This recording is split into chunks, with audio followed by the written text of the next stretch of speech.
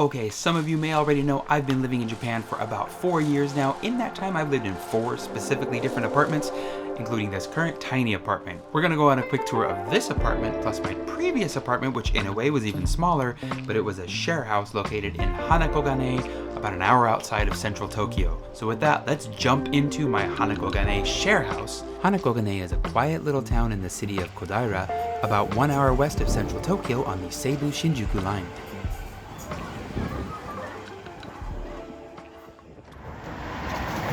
The room, a tiny 10 square meters or about 110 square feet, was very tiny. As you can see, the room is more or less like a small hotel room. It has the basics what you need: a refrigerator, a small bed, drawers under the bed, a desk. It doesn't offer any amenities, not as far as the room goes. But you don't live here for what the room offers. You live here for what's outside the room. When you first enter the share house, you're greeted with a huge work-study area. Free Wi-Fi is available throughout the whole building as well. And in the corner, we have this cool little bar that we can use whenever we want. Moving on, we have the common living space and dining space. Here we have several couches, a large screen television, a PS3, and a Nintendo 64. This is also where our infamous parties happened on the weekends, which I won't go into because what happens in the share house stays in the share house. Just behind the living room, we have a fully stocked kitchen. All you need to do is bring your own food.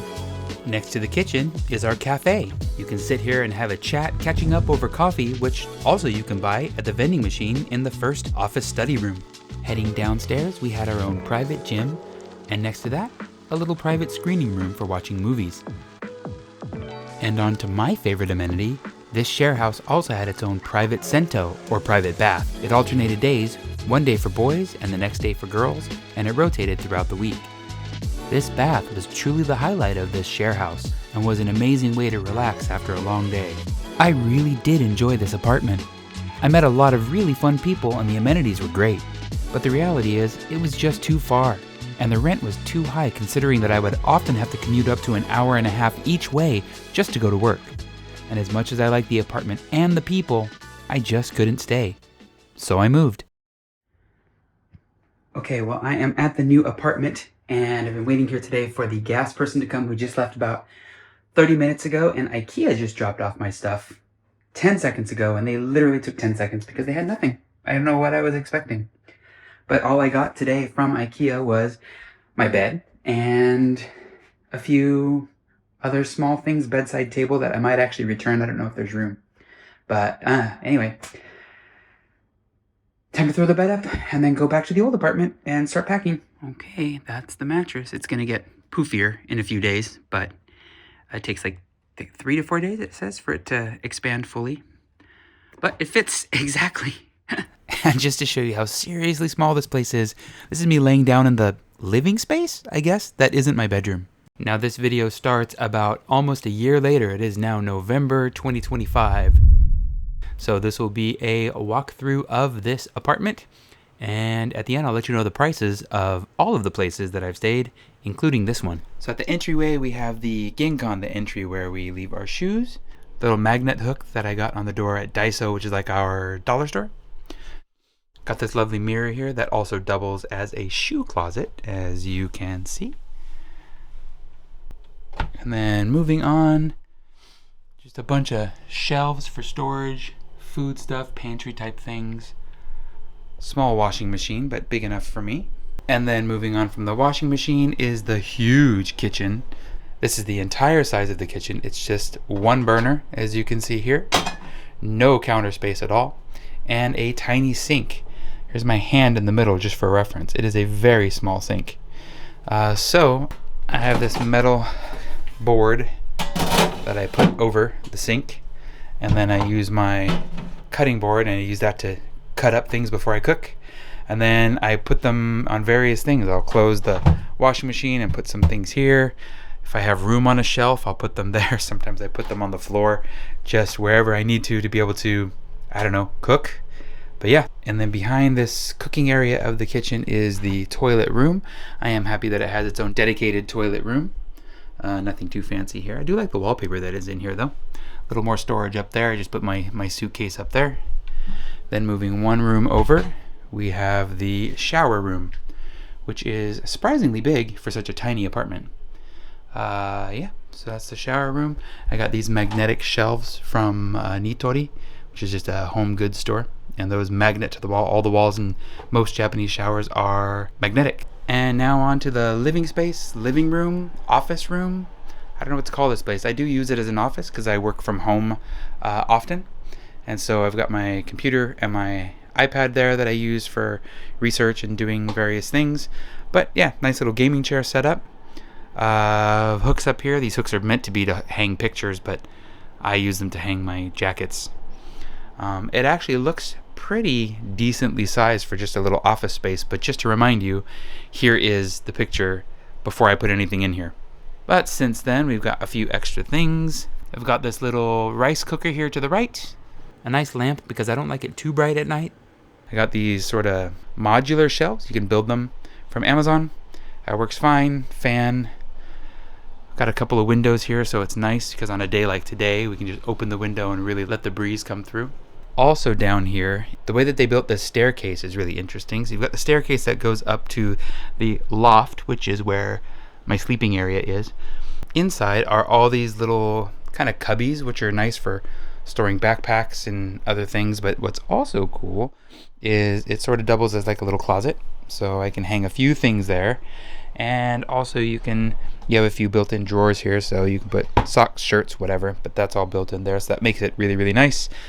However, it is a bit small, and so because of that, when it's wintertime, I have to pull my winter clothes out of the suitcase that you saw in the bathroom, and when it's summertime, I have to put the winter clothes away and then pull the summer clothes out, and so it's a little bit inconvenient in that way, but it's fine. I don't need my summer clothes in the winter, and I don't need my winter clothes in the summer, so there we go. All right, moving on upstairs. Also, another cool feature as we make our way upstairs is each of these stairs has like a shelf or a cubby underneath, which is really handy. And now for the sleeping space, the bedroom, the loft. So this is my loft space. I can't quite stand up because it's really quite short, so I have to be kind of hunched over. But that's okay. I'm usually only up here to sleep anyway. But it's a pretty nice loft space. Here, let me flip it around and show you. So it's a decent sized bed. It's a double. I have a nice shelf little system over there that holds a projector. My switch is up there, speakers, headphones. Fan is over here that circulates the air, and yeah, I mean, I don't know what else to say. It's a bedroom, but it's pretty comfortable. It does have this nice window over here. It's a very small window, but most of the time I have that rolled down, which is a projector, and I use that to play video games if I want to play my Switch or my PS5.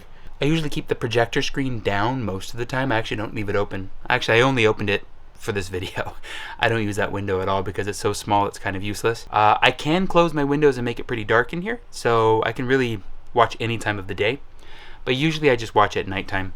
So actually later when it gets dark, I'll probably do another quick tour of the apartment, what it looks like at nighttime. But yeah, that's a pretty much a tour of this apartment during the day. We'll give it a couple of hours, it'll be dark, and I'll do a run through of that. And we'll see how it goes.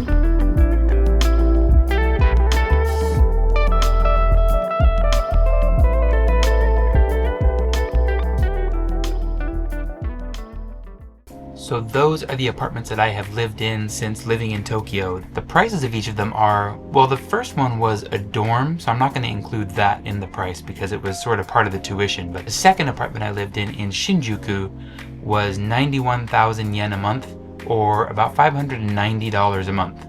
Now, that was just for the rent alone. Of course, I had to add utilities and internet, so that came out roughly to about $750, $800 a month total. Hanako Gane, the share house that I showed you, That one was 74,000 yen a month, or about $480 USD. Now I know that sounds really cheap. That also includes utilities and internet, so that is quite cheap. But again, it was taking me sometimes an hour and a half each way, or 3 hours round trip on the train just to get to work.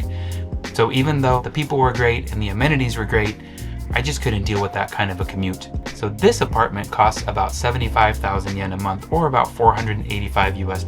Now here I do have to pay for my own utilities. Internet is included, however, and it is quite fast. So the total here comes out to about 550 to 580 USD per month. But I live just outside of city central, and it's so easy for me to be able to get anywhere very, very quickly. So with that, that is the apartment tour. I hope you guys enjoyed it. If you have any questions about any of these apartments, how I found them, or what my experiences were like, please leave those in the comment section down below.